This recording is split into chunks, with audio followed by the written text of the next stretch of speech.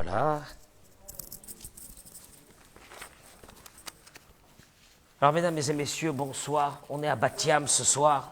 Bracha ve'atzlacha sur toute la communauté de Bat Yam. Un grand remerciement à Harold Akoka qui il s'est battu pour que je vienne. Je ne sais pas combien de messages il a dû envoyer à mon secrétaire à Paris qui me faisait le lien, essayer de répondre à Bat Yam, s'il vous plaît. Et moi, j'étais en train de voyager, je vous en supplie, répondez-lui, ça se fait pas. Et ben voilà, Baruch Hashem, on est là ce soir. Et si on est là ce soir, c'est que Akadosh Baruch Hu, il a voulu qu'on soit là ce soir. Je vais vous parler d'un thème qui me tient à cœur, mais ça fait partie de ma vie. Je réfléchissais à cela ce matin, quand j'ai préparé les Sefer Torah dans ma synagogue, puisque ce Shabbat, nous allons lire 2 Sefer Torah, dont celui de Parashat Zachor. Se souvenir, on a une mitzvah de venir à la synagogue, les hommes, les femmes, tous ceux qui peuvent venir, les femmes n'ont pas une obligation, mais s'ils peuvent venir, c'est très bien, pour se souvenir de quoi? De ce que nous a fait Amalek. Et Dieu le dit à travers le Midrash, mon trône ne sera pas posé tant que Amalek sera là. Maintenant, moi, j'ai cherché Amalek, j'ai pas trouvé. Où ils sont, Amalek? D'abord, je me suis posé une vraie question. Amalek, oui, Amalek, quand on est sorti d'Égypte, nos ancêtres, Amalek est arrivé pour nous faire, pour se battre avec nous. Mais il n'y a pas que Amalek qui s'est battu contre nous. Nous avons eu les Égyptiens juste avant, que nous les avons subis pendant 210 ans, avec des massacres qu'ils ont fait dans notre peuple. Jamais Dieu a dit, tu détruiras les Égyptiens. Pas du tout. Au contraire, sur les Égyptiens, il est écrit, tu les ménageras, parce que tu as vécu chez eux. Je ne sais pas comment on a vécu chez eux pendant 210 ans, mais on a vécu chez eux. Et là, j'ai eu l'impression que Dieu a une affaire personnelle avec ce Amalek. C'est qui Amalek? Amalek n'existe plus aujourd'hui. Vous allez venir à la synagogue. Souvenez-vous de Amalek qui va dire Dieu ce Shabbat à travers le livre de la Torah. Qu'est-ce qu'il a fait Amalek? Asher karcha baderech. Le verset nous dit karcha baderech. Il t'a rencontré dans le chemin. Le mot karcha, pour ceux qui parlent hébreu, Amalek est venu se battre contre Dieu. Il n'est pas venu se battre contre les Juifs. Les Juifs sont sortis d'Égypte. Ils avaient une foi totale de ce qui venait de se passer. Ils avaient une force totale. Ils avaient un avenir tellement fort par la foi qui les habitait. Amalek est venu, il a dit, je vais venir, je vais les refroidir. Je vais les faire douter. Je vais leur faire entrer de l'angoisse. Je vais leur faire entrer de l'arma. Tu sais comment? Je viens me battre avec eux. Je sais, il dit Amalek. Regardez les Midrashim. Que Amalek dit, je vais me faire massacrer. Mais je m'en fiche. Je vais venir pour enlever cette idée qu'avaient les Juifs à ce moment-là. Que Dieu était avec eux et qu'ils n'avaient rien à craindre. Asher karcha baderech. Il est venu te rencontrer dans le chemin. Mais ce n'est pas seulement te rencontrer dans le chemin, puisque le mot karcha vient du mot kar. C'est quoi kar? Il t'a refroidi. Il vient du mot aussi migré. Le hasard. Ah, traduction des mots, nos ancêtres, à un moment donné, quand ils ont vu Amalek arriver, ils ont dit, ma foi, tu vois que ce monde est géré par d'autres choses, Dieu ne peut pas tout faire. La preuve, c'est que Amalek est venu. Amalek est venu pour se battre contre cette idée. Et Dieu te dit, mon trône céleste ne sera pas, le Mashiach ne viendra pas. Tant que quoi? Tant que tu ne me détruis pas Amalek. C'est qui Amalek? Il n'y a plus Amalek aujourd'hui. C'est qui Amalek? Amalek, c'est ce manque de foi que nous avons dans notre vie qui fait que notre vie de tous les jours, elle est gangrénée par une chose. Je vais vous donner ce nom et c'est sur ça que je vais parler ce soir. L'angoisse, la peur, la crainte. Je ne sais pas ce qui va se passer demain. Et dans 5 ans, et dans 10 ans, et mon Dieu, je ne sais pas, et mes enfants, etc. Et tu es dans une angoisse totale. Et ce soir, je voudrais vous amener des paroles tellement exceptionnelles, mais moi, elles me renforcent tous les matins. Vous savez que ce matin, je suis rentré à la synagogue, je suis arrivé un peu tard, pas tard, je suis arrivé 5 minutes plus tard que d'habitude. Moi, je suis quelqu'un de très réglo. Je suis arrivé 5 minutes, je rentre, il y avait déjà pas mal de monde dans la synagogue. Je suis rentré, je commence à crier, merci Hachem, merci mon Dieu, merci Akadosh Baruch Hu, maman, quelle journée de folie qu'on va passer. Et il y a certains qui ont dû se dire, qu'est-ce qu'il a ce matin? Pourquoi il fait ça? Pourquoi il fait ça? Mais c'est la réalité de la vie. Je veux profiter de la journée. J'ai décidé de profiter. Mais tu peux pas. Mais tu peux pas. Parce que tu es rempli de peur, d'angoisse, de doute de la vie. Et ça, je voudrais vous parler ce soir, parce que je vais vous donner une indication exceptionnelle.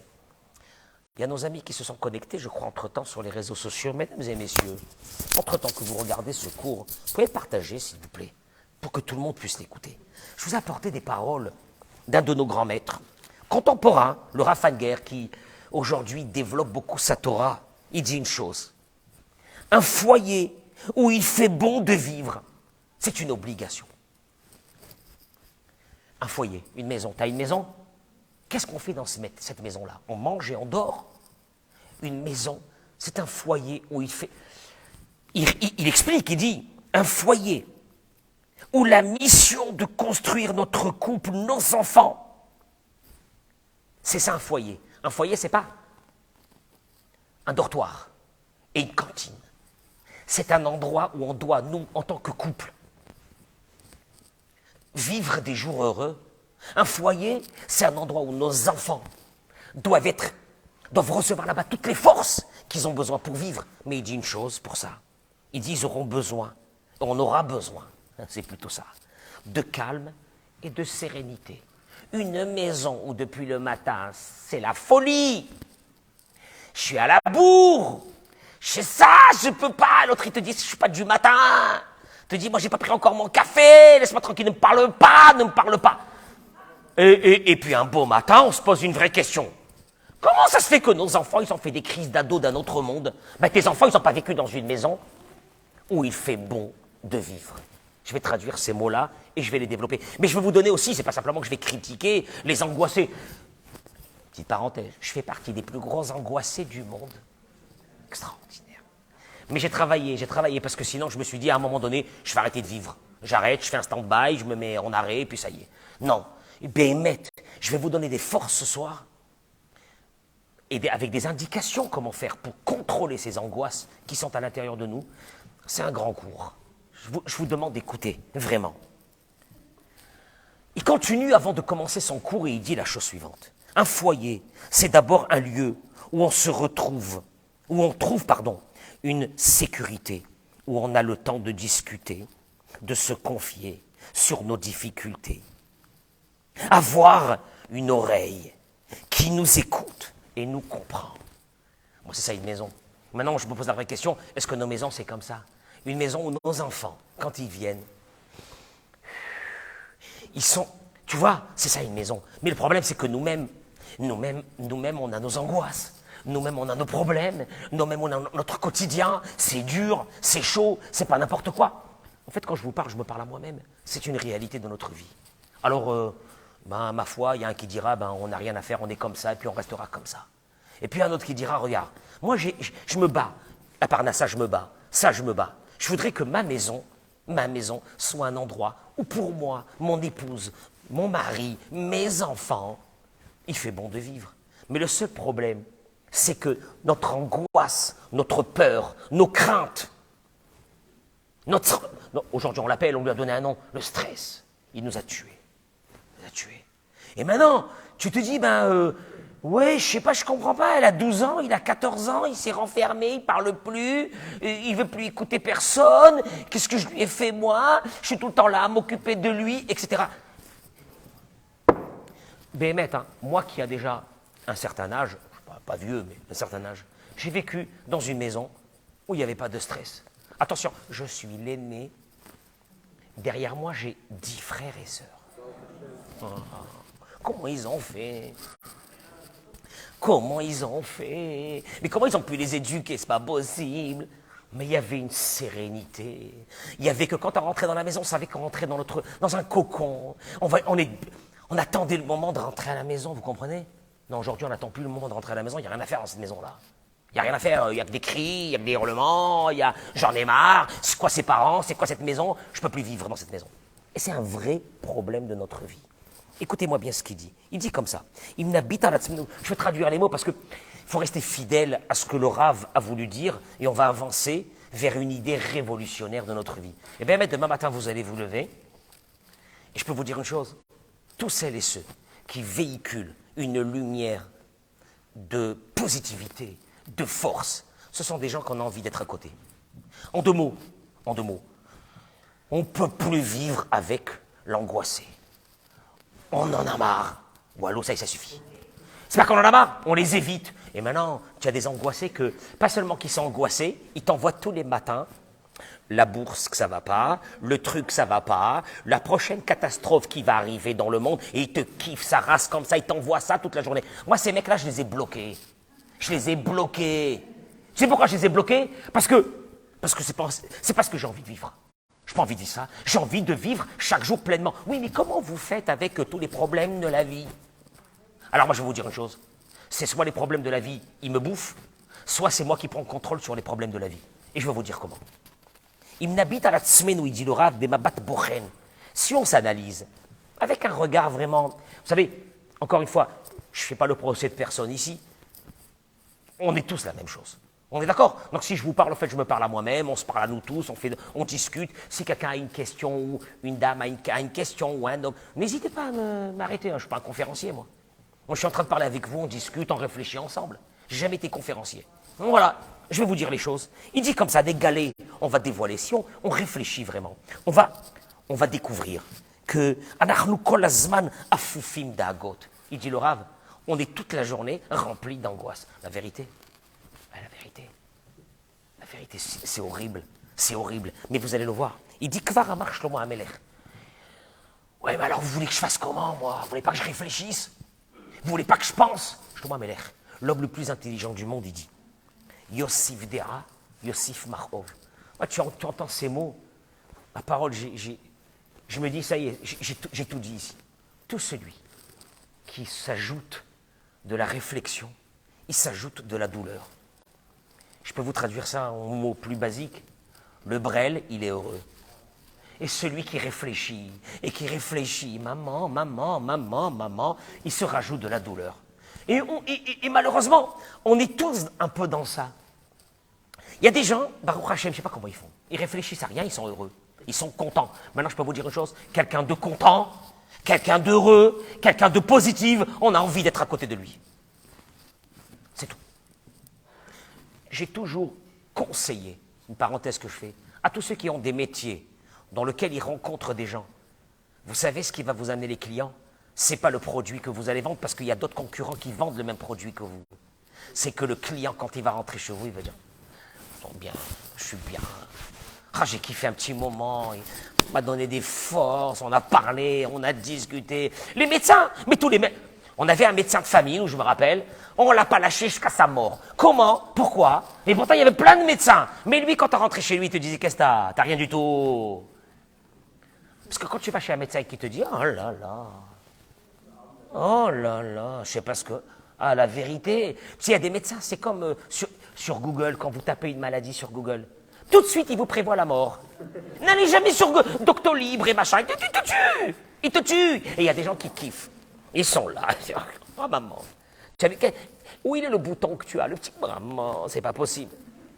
Va voir un médecin, ou tu vas voir chez quelqu'un, il va te dire c'est rien du tout. Mais c'est rien. Et je vais vous dire une chose. Il y a ici, derrière ça, un secret de la vie. Il dit comme ça, Shlomo HaMelech, quand il te dit, plus tu réfléchis, plus tu penses, et plus la douleur va être grande de ton stress et de ton angoisse. Mais Perek Zé, il dit, Niga rakama nekudot shel daga. On va toucher quelques points de ce que c'est le stress et l'angoisse. Kedé la'azor le'atzmenu litmoded eima memad hakaché. Pour essayer de se battre avec ce problème. Hamiyutar, il dit le Rav. Il ne sert à rien. Traduction des mots, si moi je m'arrête ici, c'est énorme. L'angoissé pense que tant qu'il est angoissé, il contrôle la situation. Et si tu lui demandes de ne pas s'angoisser, il perd le contrôle de la situation. Il te dit le Rav, c'est une folie. Ça ne sert à rien. Tu peux t'angoisser sur tes enfants, où ils sont là aujourd'hui, où ils sont ce soir, où ils sont ce machin, à l'école, etc. Est-ce que le fait de t'angoisser, tu les protèges plus qu'une autre maman, par exemple, qui, oh là là, est partie boire son café, tranquille. Comment elle fait? Mais elle n'est pas consciente. Parce que toi, tu te dis qu'en étant angoissé, je contrôle la situation. Mais tu contrôles rien, ça ne sert à rien. Et là, il commence comme ça. Et il dit, juste avant de commencer, je vais vous donner des indications qui sont plutôt des indications matérielles avant de rentrer dans le spirituel du problème. Il dit comme ça. Le Rav, il commence et dit, vous savez qu'il y a des choses qu'on appelle dans la vie qui sont pervers, insidieuses. Tu ne les vois pas venir. Elles te gangrènent. Elles te mangent tout doucement ta vie. Tu ne te rends même pas compte qu'ils sont là. Il dit, il y avait un arbre qui a été planté dans le Colorado. Il avait presque 500 ans. La légende dit, parce que la légende, il n'y a pas de journaux, la légende dit que cet arbre a été planté par les premiers colons qui sont arrivés à l'époque de Christophe Colomb. Cet arbre-là, les journaux ont ramené qu'il a eu au moins, d'après les stigmates qu'il y avait sur l'arbre, 14 fois il a été touché par la foudre. Tu sais quoi la foudre? La foudre. La foudre, c'est pas 50 volts. La foudre, c'est pas le truc qu'il te faut pour remplir ton téléphone. C'est la folie. 14 fois. Il n'est pas mort. Il a continué à vivre. Il a vécu, cet arbre, des dizaines de cyclones. Il s'en est sorti. Il a vécu des périodes de sécheresse énormes. Il s'en est sorti. Qu'est-ce qui a fait tomber cet arbre? C'est dramatique. Des termites. Des termites, c'est des petites bébêtes que tu ne peux pas les voir. Ils sont tellement petits, il faut mettre une loupe. Ils l'ont terminé. Traduction des mots, il te dit, le Rav, écoute-moi bien. Ce n'est pas des grandes catastrophes qui vont te tomber dessus, qui vont te tuer. C'est des petits trucs qui sont là. Et que tu te lèves le matin, tu dis, je suis Mchenef. Il rentre à la synagogue, il est Mchenef. Qu'est-ce que t'as? Je suis pas bien. Je suis pas bien.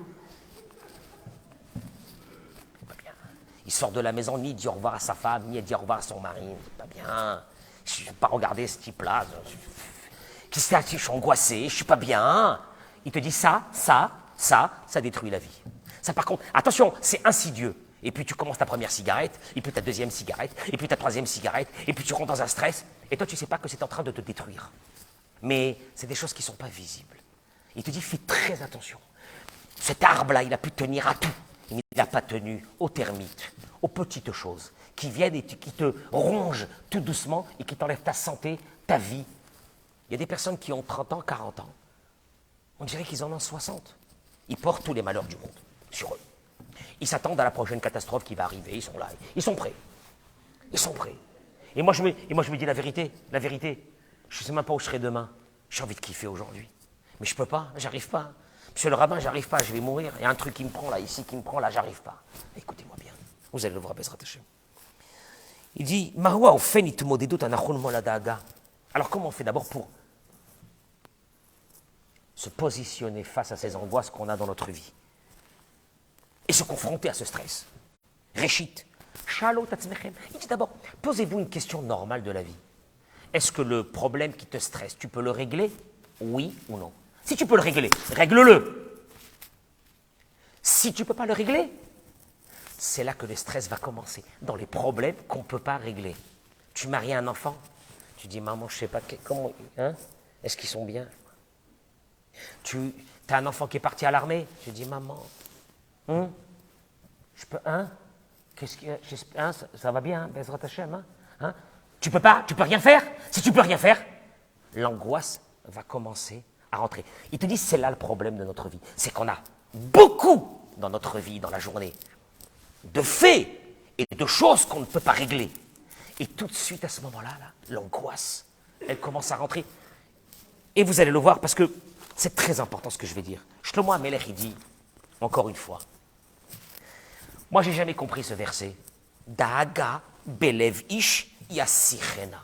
Moi, j'ai traduit ça parce que moi, je parle l'hébreu couramment. Vous savez que j'ai fait ma Aliyah il y a 6 ans. Mais il y a plus de 35 ans, presque 40 ans, moi j'ai vécu en Israël pendant 5 ans. J'ai fait mes études ici. Donc j'ai appris l'hébreu couramment. Après j'ai rencontré une Israélienne.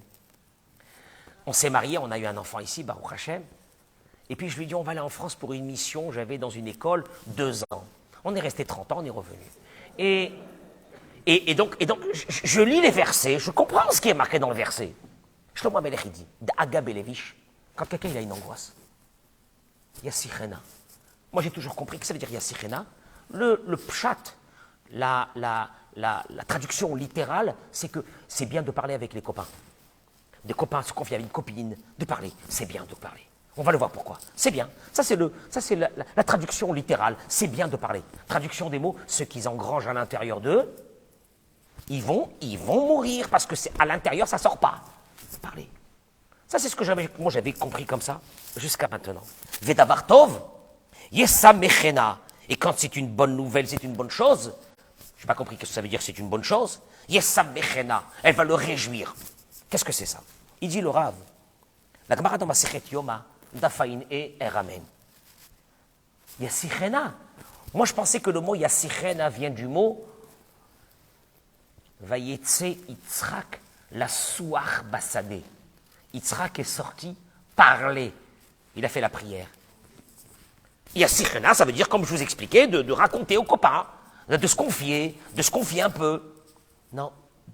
La Gemara dit Yassichena midato. Et là, tu tombes dans un truc qui n'a rien à voir avec ce que tu connais. Tu l'as fait sortir de ta tête. Tu as un problème, tu as une angoisse, fais-la sortir de ta tête. Un chinois, comment je la fais sortir de ma tête? Je ne peux pas la faire sortir de ma tête, elle est là. Elle me prend la tête, comment je vais faire pour la faire sortir? Le Rambam, le Maïmonide, vient, il te donne une indication, elle est révolutionnaire.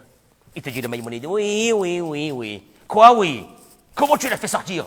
Le Maïmonide, il dit, c'est un truc énorme. Il dit le Maïmonide, et d'ailleurs réfléchissez à ça, vous allez le voir, faites un exercice tout de suite pendant que je vous parle. Le Maïmonide, il dit, une personne, un être humain, un cerveau, ne peut pas avoir deux réflexions en même temps, une seule.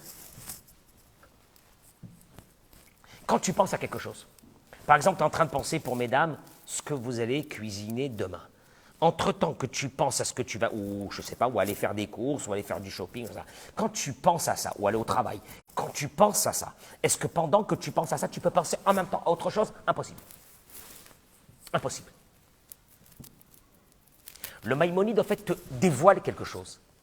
Il y a une angoisse, il y a un stress qui est dans ton cerveau, qui t'a pris le cerveau. Il y a une idée. C'est maintenant, on va trouver un concept pour faire sortir cette angoisse et faire entrer à la place de ça une pensée positive qui ne permettra pas à l'angoisse de continuer à te ronger ton cerveau toute la journée. Tiens, c'est bizarre. On va le voir tout de suite. Le Malbim. J'ai découvert ce Malbim. Le Malbim, pour ceux qui étudient le Tanakh, vont découvrir le Malbim qui fait partie des grands commentateurs du Tanakh. Le Malbim, je crois que c'était en 1820. Il a écrit son livre, un génie de la Torah. Il dit la chose suivante. Écoutez ces mots. Ces mots-là, moi je dis que ces mots, celui qui les intègre à l'intérieur de lui, c'est 10, 20 séances chez un psy. Tranquillement. Il dit comme ça le Malbim. Et vous allez voir, je vais d'abord développer l'idée rationnelle des dégâts que nos stress et nos angoisses nous causent, avant de rentrer dans une nouvelle porte, avec une nouvelle idée, celle que moi, personnellement, elle m'habite aujourd'hui, et elle ne donne pas à mes angoisses la place de rentrer, puisque je n'ai pas dans mon cerveau la place pour faire entrer deux choses. Ouais. Il dit le Malbim. Kol amidot. Écoutez, c'est énorme. Adam. Je peux donner un terme moderne à ça, ce qu'il dit. Nous avons à l'intérieur de nous une carte mère qui est d'une obscurité la plus totale. Ad she'aruach ma'ale ezetziur alalev. Cette carte mère a engrangé à l'intérieur toutes les épreuves de notre vie, ce qu'on a passé quand on était jeune, les choses qui sont très dures. On les a fait rentrer à l'intérieur de cette carte mère et elles restent à l'intérieur. Mais il dit le Malbim, jusqu'au jour ou par quelque chose, on ne sait pas quoi. Il y a l'un de ces vécus de notre vie qui va remonter de plein fouet devant nous. Il dit. Et nous avons, attention, il te dit, nous avons la capacité d'enfouir à l'intérieur de nous des choses dures de notre vie, comme on a la capacité de les refaire monter. Je peux vous dire une chose, tous celles et ceux qui ont vécu malheureusement quelque chose de dur dans la vie, on le sait, nous tous, on n'a pas envie d'en parler. Pourquoi tu n'as pas envie d'en parler? Mais de toute façon, tu as vécu ça. Non. En le faisant sortir, il est dans ma carte mère. Il appelle ça le Malbim, un endroit d'une noirceur la plus totale. Il faut qu'il reste là-bas. Puis tu le fais sortir. Et quand tu le fais remonter, tu parles de ça, tu te mets à le revivre. C'est dramatique. Il dit le Malbim, ou ben kochot anefesh nimtsa gamken adaaga. Dans cette chambre noire, il y a à l'intérieur une chose qui est fondamentale dans l'être humain, te dit le Malbim. La daaga. Comment on dit en français la daaga? L'inquiétude. Non mais l'inquiétude, il dit le Malbim, elle est à l'intérieur de cette chambre noire, mais elle est quand même vitale pour l'être humain. Il faut la laisser sortir un tout petit peu, parce que l'inquiétude va te permettre de quoi? Bah de vivre. Pourquoi? À petite dose, elle te permet de vivre. Pourquoi elle te permet de vivre? Eh bien, je sais pas, tu prends une voiture et tu commences à courir et tu dépasses la vitesse limitée. Qu'est-ce que tu fais à un moment donné? Hop, hop, hop, hop, il y a l'inquiétude qui te demande et qui te dit, attention, il y a un flic qui va t'arrêter. Qu'est-ce que tu fais tout de suite? Tu te calmes. Quelqu'un il ne faut pas qu'il mange beaucoup. Il se met à manger du chocolat, à manger, à un moment donné, il y a une inquiétude qui lui manque. Il dit, qu'est-ce que je fais là? Qu'est-ce que je fais? C'est très important d'avoir cette inquiétude. Mais il te dit le Malbim, une chose énorme. Il te dit,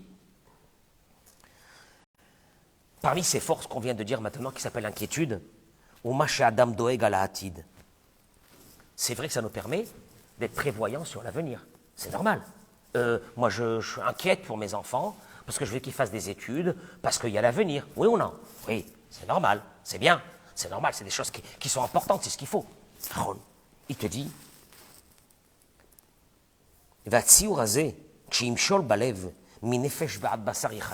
le seul souci, c'est quand tu laisses à cette inquiétude te prendre toute ta vie. L'inquiétude doit être dans cette chambre noire, comme les choses qui t'ont fait beaucoup de mal dans la vie, ou que de temps en temps tu les fais sortir un tout petit peu, ça te fait du mal et qu'est-ce que tu fais tout de suite? Je ne peux plus y penser. Je ne vais plus y penser. Je les refais rentrer. L'inquiétude, elle est là.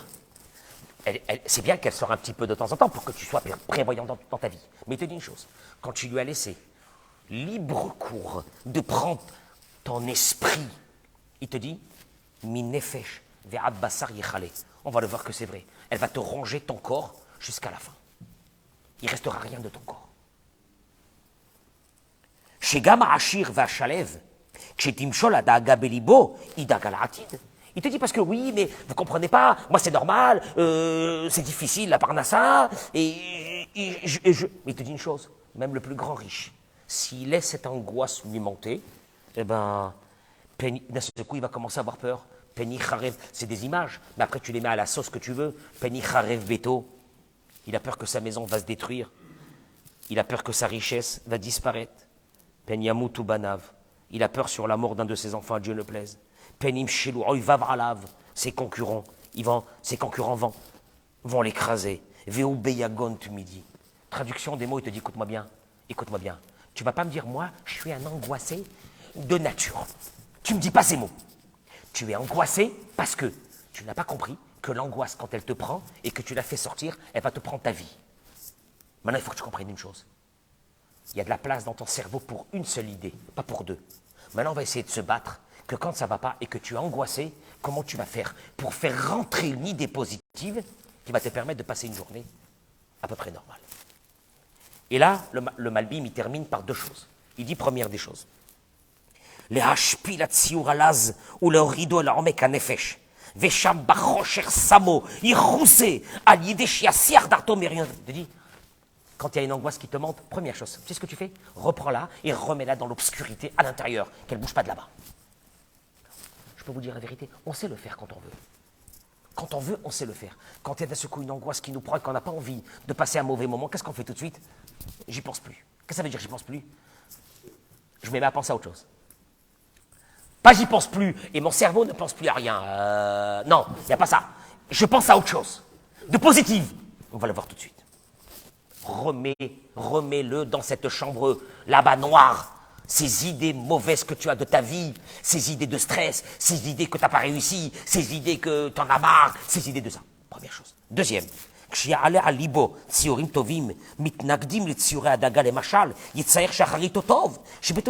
Comment ça fait rentrer? Comment ça fait rentrer quelque chose de positif? Mais il te dit le Rav, le seul problème, c'est qu'il faut que tu construises aussi des pensées positives pour pouvoir contrer les pensées négatives. Et le vrai problème chez nous aujourd'hui, c'est que nous vivons dans un monde où on n'a pas construit des pensées positives qui nous permettront de nous battre avec les pensées négatives. Je répète, et c'est une idée qui est fondamentale, celle du Maïmonide. Nous avons de la place dans notre esprit que pour une pensée, pas pour deux. Maintenant, le problème, il est là. Est-ce que...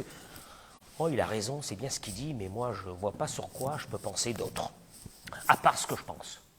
Et ce que je pense, malheureusement, m'angoisse. Et là, vous allez le voir, il le dit, à Marchavot, chez Lanou, Tuluyot Banou. L'angoissé ne doit pas se dire, mais ça ne dépend pas de moi. Il doit se dire, ça dépend de moi. Et que j'ai la possibilité de les renforcer, de les enlever. Mais tel, il te dit, vous savez à quoi ça va ressembler? Comme si qu'on avait chez nous, dans notre esprit, deux boutons de volume. Là, il commence, il te dit, l'angoisse. Tu dois commencer à savoir que tu as la possibilité d'engager la deuxième, celle de la positivité. Mais vous allez le voir comment. Je vais vous donner une idée ce soir, elle est énorme. Vous savez comment on appelle ça aujourd'hui, chez les psychologues? La pensée positive. La pensée positive. Ah ben, je sais pas, je pense à rien, moi. Moi, je pense à rien. Et il te dit, le Rav, le pire moment, c'est le soir avant de dormir. Parce que ton esprit, là, comment ça? Et tu dis, je sais pas ce que je fais de ma vie, j'ai pas réussi ma vie. Ceux qui sont mariés disent, qu'est-ce que je fous à côté de celui-là?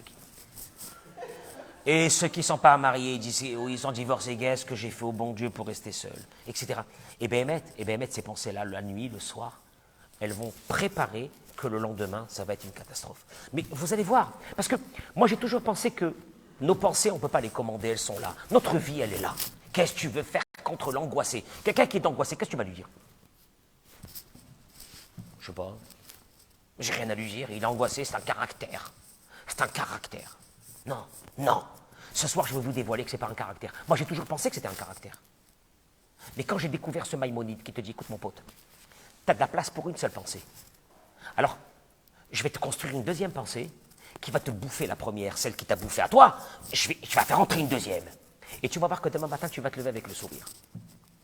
Ah, c'est vrai, ça peut exister ça? On va voir. Je vous amène, pour rentrer dans le sujet, un des grands commentateurs sur le Tanakh encore, qui s'appelle le Ralbag. Le Ralbag, en 1280, il est né.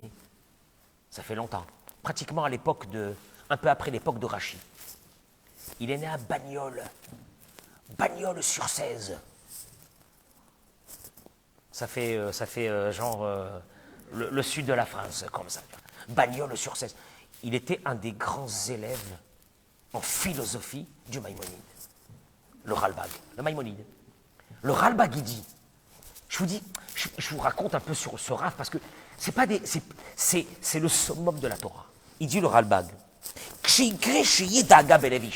quand tu te lèves le matin avec une main, j'en peux plus, j'en ai marre, etc. Il te dit, ça rire, écoutez-moi bien, l'ishtadel, il faut tout faire. C'est un vrai combat. C'est un combat. Tu sais c'est quoi le combat? Comme quelqu'un qui fait un régime. Ah ben c'est un combat. Comme quelqu'un qui arrête de fumer, c'est un combat. Quelqu'un qui arrête de boire de l'alcool, c'est un combat. Quelqu'un qui arrête de s'énerver, c'est un combat. Mais un combat. Il te dit Tzach Lishtadel. Fais très attention le matin. La chnia ou la shpil adaga. De plier et d'écraser ce stress. Le stress du matin. Ki en badaaga. Et là il te dit des mots qui ont l'air tellement simple, mais c'est phénoménal. En badaga toelet klal. Dans le stress, il n'y a aucune utilité. Mais non, c'est pas vrai. Mais au compte, heureusement que je suis stressé le matin, parce que si je ne suis pas stressé le matin, ça ne va pas marcher. Tu vois, mais heureusement que je stresse, heureusement que je hurle, heureusement que je crie le matin, parce que je ne crie pas, comment on fait nous au matin dans la maison? Tu vois, bah, une femme, elle m'a dit, mais vous ne vous rendez pas compte, mon mari s'assoit sur le fauteuil, là, comme ça. Et il attend que ça se passe dans... Et si je ne suis pas là pour hurler, moi, le matin, comment va... Il te dit, en badaaga toilet klal. Il n'y a pas d'utilité. On va le voir. Véoumi machin aura eu la masquille. Et c'est dommage parce qu'une personne qui a un minimum de jugeote, elle doit le comprendre, quoi. Qui a daagar davara holef ou shigaron. Parce que le stress sur quelque chose de passager, Il appelle, lui, ça. C'est une forme de folie. Bon, pourquoi une forme de folie? Non? Au contraire? Ah, heureusement. Heureusement. Parce que c'est quelque chose qui passe. Tu as un stress. Quelqu'un qui travaille. Aujourd'hui, il n'a pas bien travaillé. Il a un stress. Ça sert à quoi? Demain, tu vas commencer à bien travailler. Et tu vas te rappeler que la veille, tu as passé une journée horrible de stress. Parce que tu n'avais pas bien travaillé. Et puis ça va continuer comme ça. Traduction, tu prends ton calendrier et tu marques. Aujourd'hui, stress. Stress. Stress. D'un seul coup, tu appelles ton fils ou ta fille. Il ne répond pas. Il ne répond pas. Je lui ai envoyé 10 messages, il n'a pas. Je vais le tuer. T'appelles ton mari, t'appelles ta femme, des hurlements, des cris, je vais le tuer, je lui avais dit qu'il m'appelle, il m'a pas dit où il est. Dans ta tête, tu dis, il est déjà à Hasvé Shalom, il a... 2 heures après, avec son petit sac à dos, il rentre à la maison. Il est bien. Qu'est-ce qu'il y a? Il te dit, ben, mon portable, la batterie, c'est terminé. Bon. Moi, j'arrête la dame, la femme ou le mari qui était dans ce stress. Je leur dis donc la journée que vous avez passée, comment elle était? Horrible. Ça t'a servi à quelque chose? Non. C'est passé? C'est passé. Tu as bien vu que ce stress t'a rien amené, puisqu'en fin de compte, les choses se sont arrangées? Oui. Est-ce que tu as pris... Non, ben non, il n'a rien appris. Ah ben il n'a rien appris. Si dans une semaine, il recommence son fils, ça va recommencer la même chose. Il te dit, tu sais comment il appelle ça le rave? Il te dit, le ralbag, il appelle ça shigaon. C'est une folie. C'est dur, hein. Pour nous qui sommes stressés, c'est très dur d'écouter ça. Comment c'est une folie? Mais alors, je peux vous poser une question? Si j'ai connu, moi, dans ma vie, des gens qui n'étaient pas stressés, j'en ai connu. Leurs enfants ont grandi en bonne santé. Et moi, j'ai dit à ma femme, j'ai terrier, qui est, Baruch Hashem, stressée comme moi, pour chaque chose. Ma femme, elle me dit, mes enfants sont mariés. Ils t'ont appelé aux gens? Personne t'a appelé? Non? Ben, c'est bien. Moi, je dis, c'est bien. Elle me dit, non. Pourquoi ils n'ont pas appelé? Ben, c'est que ça va, tout va bien. Non? Bon. Puis demain, Baruch Hashem, tout le monde appelle. Ce qui veut dire que la veille, c'est une folie. C'est comme ça. C'est la vie. On est dans ce stress. Et c'est comme ça tout le temps. Et il dit le Rav, il dit Gamadaga l'Iriana Atid ou Biltiri Ouya.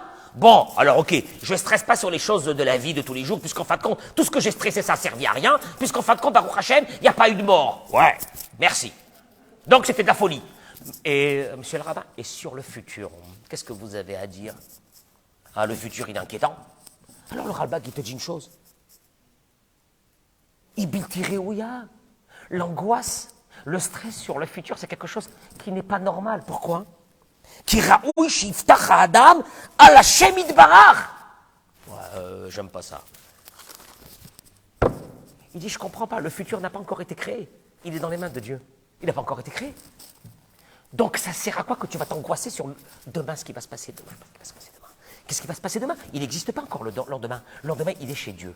Le seul problème, il est le suivant. Il conclut le Rav.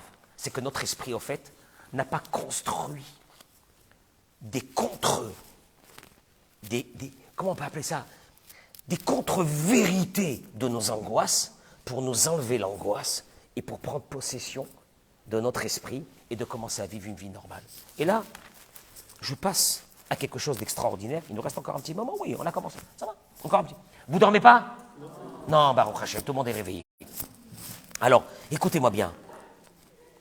Le Rav, je vous amène des choses contemporaines, modernes, parce que vraiment, c'est ça qui nous touche. Le Rav Yigal Cohen, que vous connaissez tous, il ramène dans un de ses livres une chose extraordinaire. Il ramène ce livre, moi je l'ai vu en français, sur les douleurs chroniques.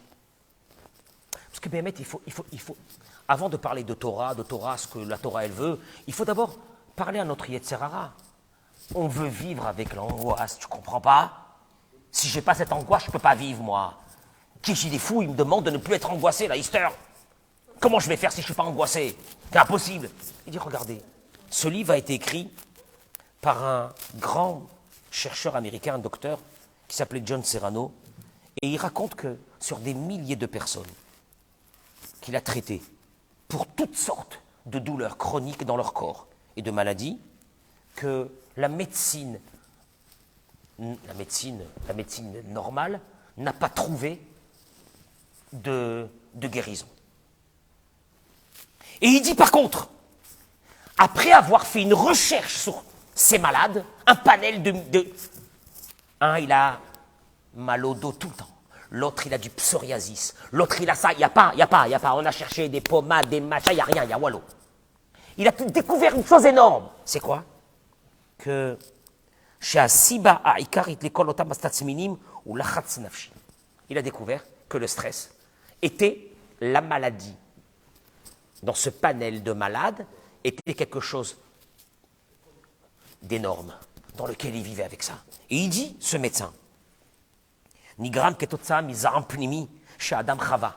Ça vient d'une colère. Des fois, qu'un être humain a vécu dans sa vie des choses qui sont dures. Et il est resté à l'intérieur. Vous allez le voir pourquoi. Vous allez le voir pourquoi. Parce que c'est énorme. Là, je suis pas en train de là, je suis en train de faire de la médecine. Là, ça n'a rien à voir avec un cours de Torah. Vous acceptez comme vous voulez. Mais vous allez voir parce que ça va vous donner l'intérêt de vous battre. Parce que si juste je vais vous raconter un truc toranique, mais tu vas me dire, moi, je peux continuer à vivre comme ça, je vois pas pourquoi je vais l'écouter. Écoutez-moi bien. Vous avez intérêt. On a intérêt. Il dit, ça provient, ce docteur Serrano a découvert que ça provient d'une colère, d'une rage interne, de quelque chose qu'on a passé dans notre vie. Ou que chamoir, mais ça c'est énorme. Quand le cerveau a un stress qui est trop fort par ce vécu, par ce stress qu'on a, il va l'évacuer du cerveau parce qu'à un moment donné, le cerveau a besoin d'avoir une autoprotection. Et qui se dit, si je laisse la douleur à l'intérieur, mon cerveau va quoi? Ben, il va exploser. Donc il va évacuer, écoutez-moi bien, c'est terrible. Il évacue ça, pour que tu arrêtes de penser. C'est énorme. Il t'envoie une douleur dans une des parties du corps pour que tu arrêtes de penser à cette chose qui est en train de te gangréner le cerveau. Lui-même, il le fait. Le cerveau envoie un ordre à l'un des membres d'avoir mal pour que toi, tu arrêtes de penser à la chose qui est en train de le tuer. Et à la place de penser à la colère, au stress, de ce que tu es en train de vivre ou que tu as vécu dans ta vie, tu vas commencer à penser à quoi là maintenant? Eh ben, j'ai mal, aïe, aïe, aïe, aïe, aïe, aïe, aïe, aïe, aïe. Ça y est. Lui, entre-temps, le cerveau, il se repose. C'est énorme.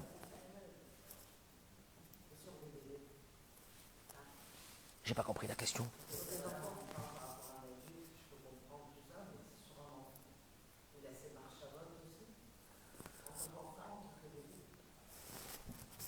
Ça sera le thème d'un autre cours que malheureusement, malheureusement, beaucoup de personnes très angoissées, ils ont fait passer cette angoisse sur l'enfant.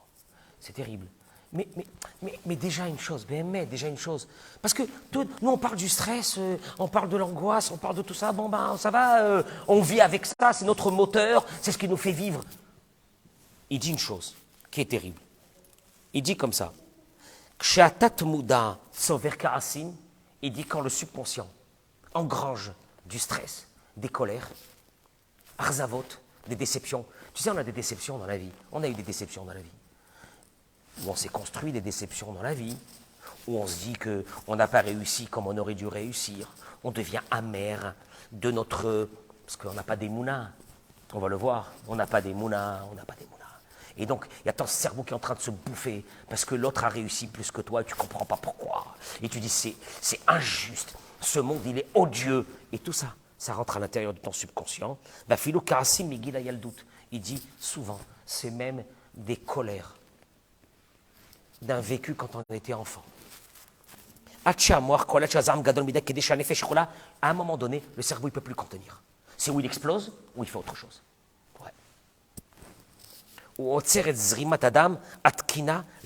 C'est énorme. Il arrête la circulation du sang normal sur un des membres du corps. Paf! Un bon matin, tu te lèves, tu dis aïe! Quoi aïe? Qu'est-ce qui s'est passé? Il y a la salle de contrôle qui a dit je ne peux plus. Donc je suis obligé d'arrêter un des membres. Et là, il dit Vezosiba la ke'ev beotomakom. Et c'est là que tu vas commencer à sentir des choses que tu n'as pas senties, des mots que tu as. Ve'amatara est là. Et le but,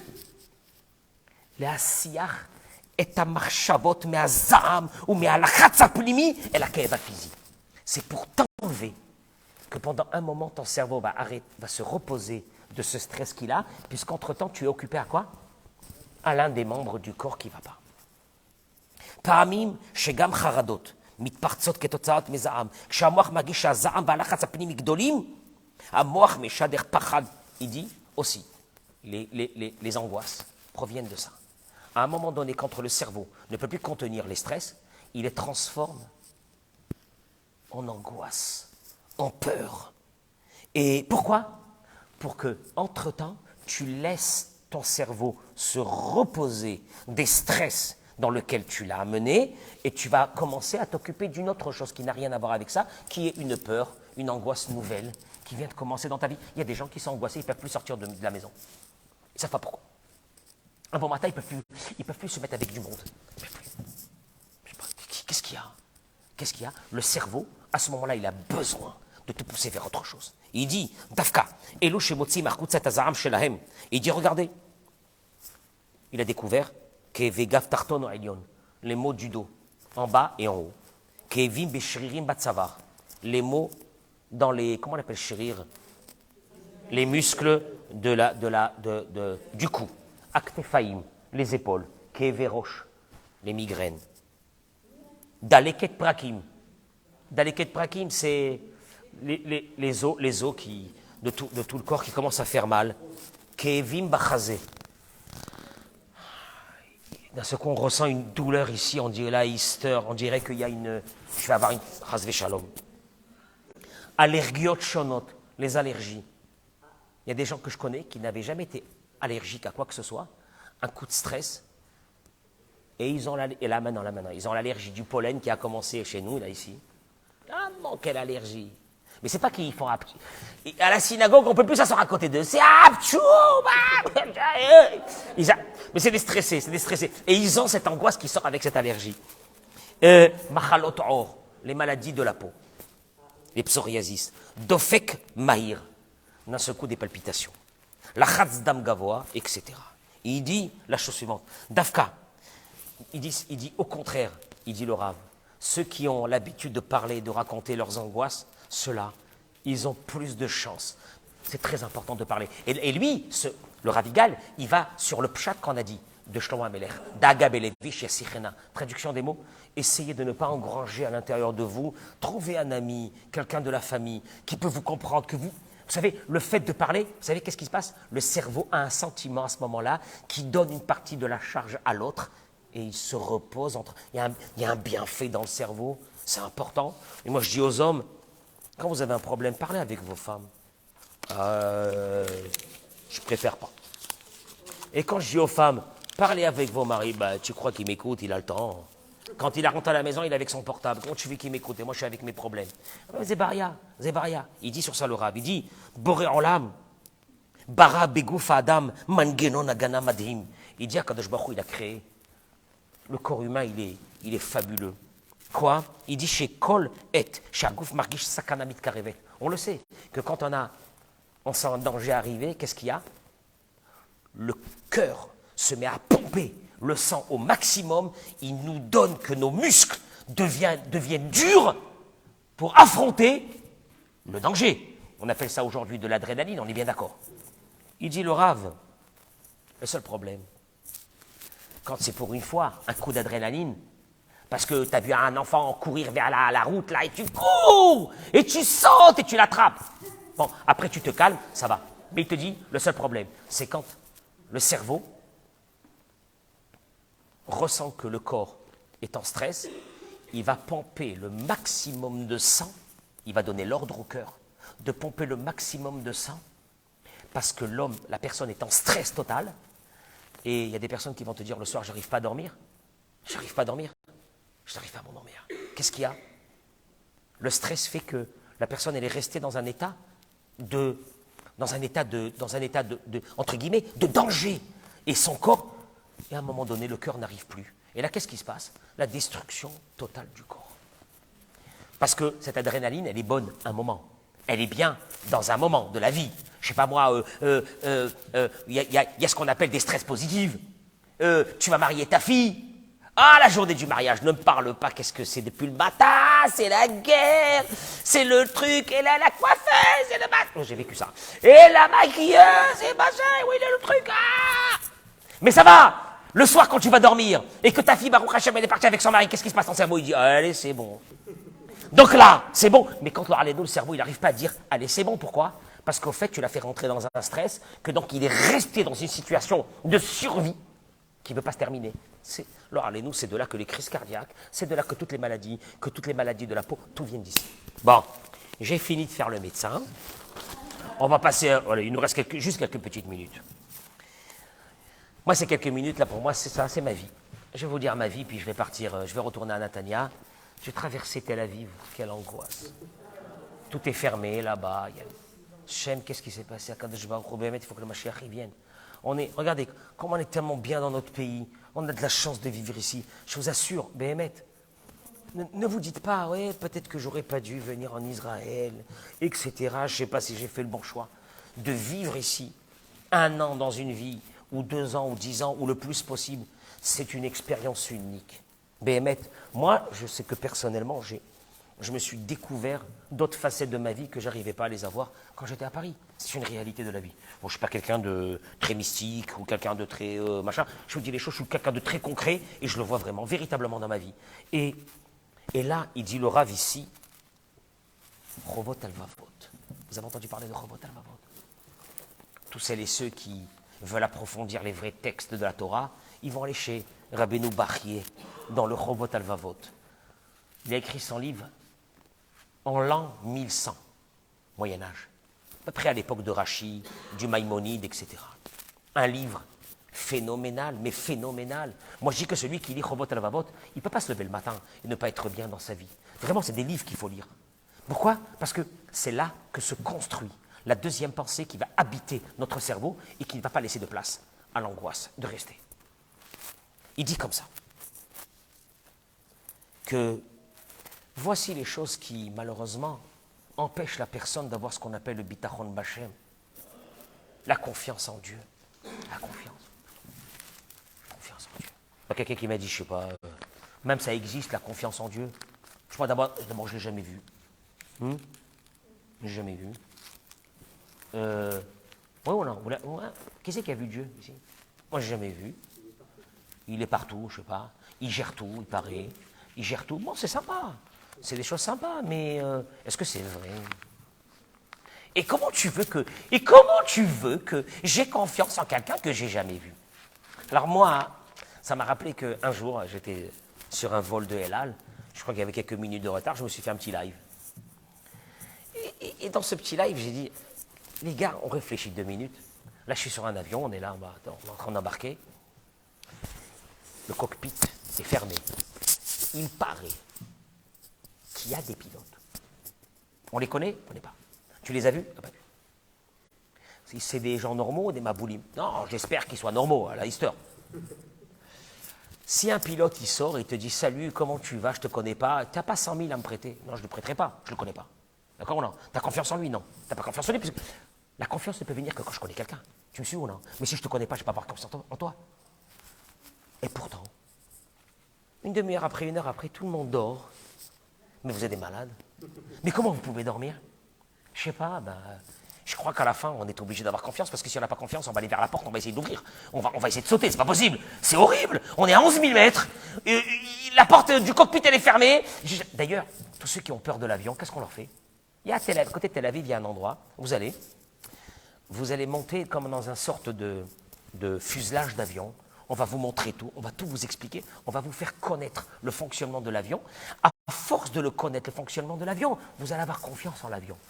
Tiens. Et là, il te dit, Rabbeinu Bachye, une chose énorme. Il te dit, Misheno mevin et gedulat abore vetuvo, tout celui qui n'a pas étudié, connu, travaillé par la réflexion, la grandeur de Dieu, et non, il ne peut pas avoir confiance en lui. Oui, c'est vrai. Il dit c'est vrai.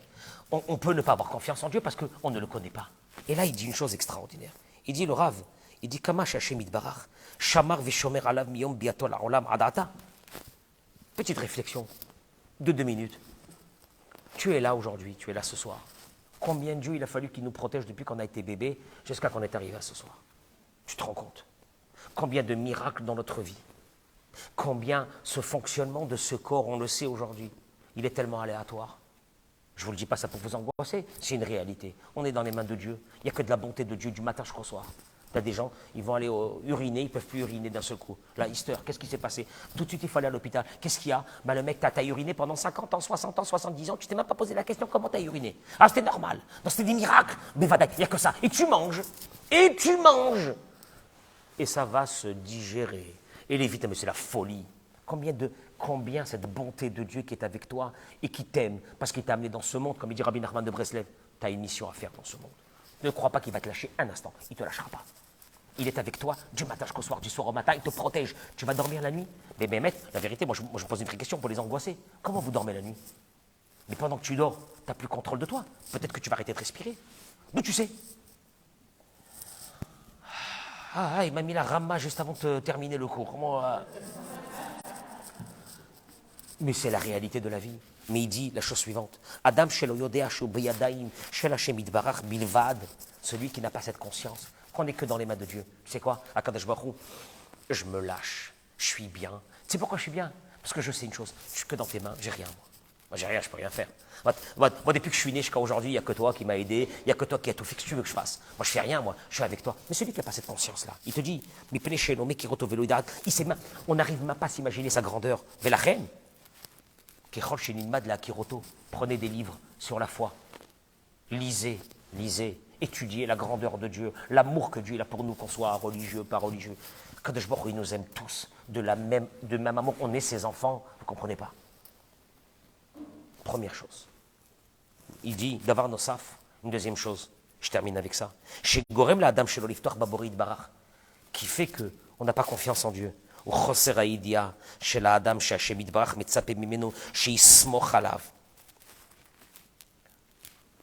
y a des gens qui vont me dire, mais ok, c'est beau tout ce que vous dites, mais Dieu, vous croyez qu'il a que ça à faire? De s'occuper de mes problèmes, moi, toute la journée. Toute la journée, je vais lui dire, j'ai un problème, toute la journée. J'arrive avec ma voiture, là, ici, je dis, Hachem, où je vais me garer? Ah, tu vas pas déranger Dieu pour ça. Mais laisse tomber. Non. Il dit, le robot, elle va voter. L'ambition de Dieu dans ce monde, c'est que l'être humain lui parle toute la journée et lui demande tout ce qu'il a besoin. Ah bon? Ah, mais ça, on ne sait pas ça. Non, ah bon? Ah bon? Je pensais que c'était que le jour du grand pardon, on vient à la synagogue, on demande à Dieu ce qu'on a besoin pour l'année. Pas du tout. Tu rentres le matin à ton boulot, Hachem, voilà, tu sais bien qu'il n'y a que toi. J'ai besoin de toi pour aujourd'hui. Akadosh Baruch Hu, tu vas... C'est l'ambition de Dieu qu'il a de nous. Il dit le Chovot à la Vavot, on l'a même pas celle-là. Apprendre à le connaître.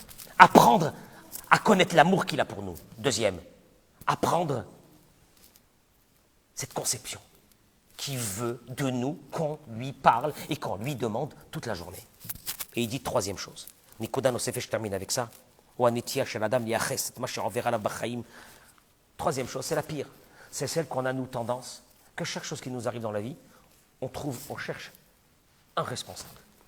Alors une fois le responsable, c'est ma belle-mère, une fois le responsable, c'est mon patron, une fois le responsable, c'est ma femme, une fois le responsable, c'est mon mari, une fois c'est mes enfants, une fois c'est ça. On cherche des responsables. Et il te dit, Adam chez Nignav Mimeno Kesef, Chas Veshalom, quelqu'un qu'on lui a volé de l'argent. C'est horrible. Il te dit, Miteva Advarim Anignav Rochev La'atzmo. Celui qui est la victime, qu'est-ce qu'elle dit? Elle dit, s'il n'y avait pas eu ce voleur. Là, ce voleur, cet escroc-là, j'aurais eu mon argent, j'aurais gardé mon argent. Il te dit, le Chovot al-Vavot, c'est une des graves erreurs de la vie. Cet argent qui est parti de toi, si elle ne devait pas partir, elle ne serait pas partie. Si elle est partie, c'est qu'elle devait partir. Et il n'y a rien à faire. Maintenant, Akadosh Baruch Hu, lui, il aura un problème avec le voleur, pourquoi il a volé cet argent.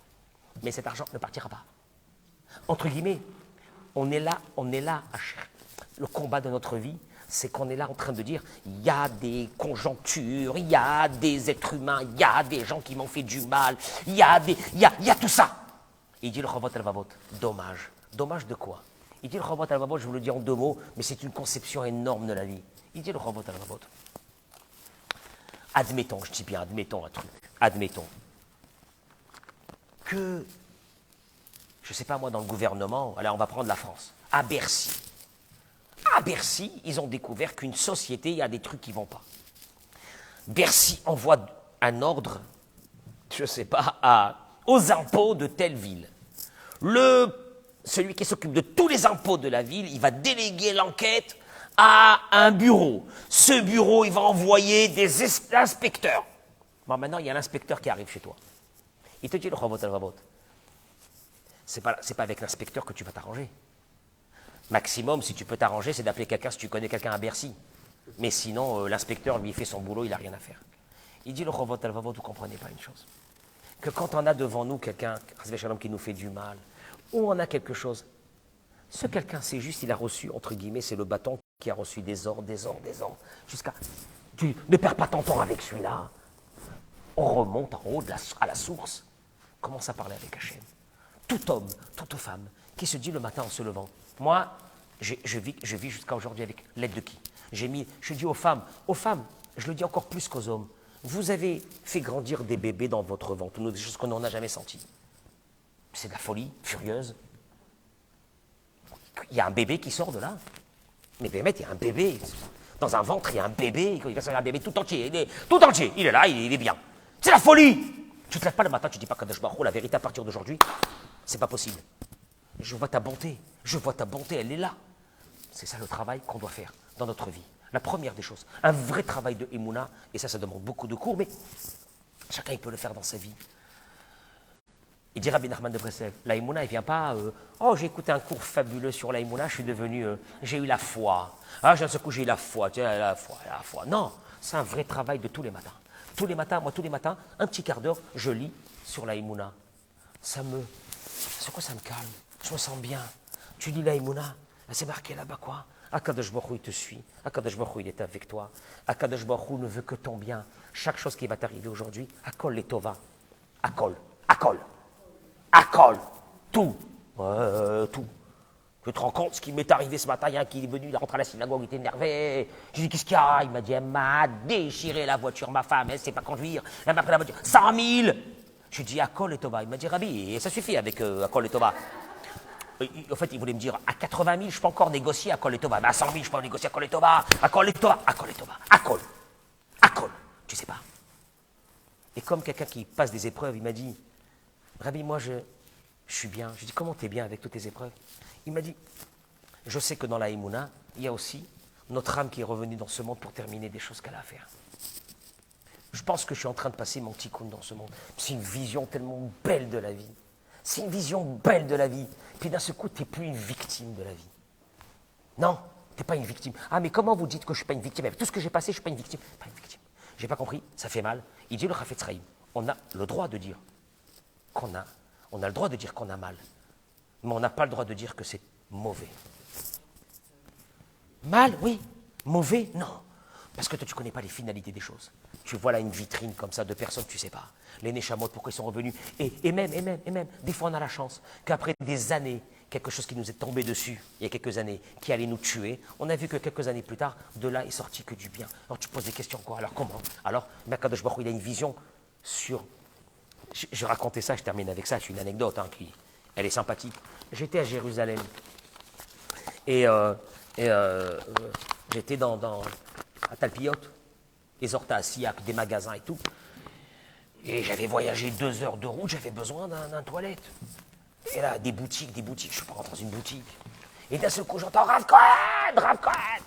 Je lève mes yeux des bureaux. Un type extraordinaire, il m'a saoulé pendant des années.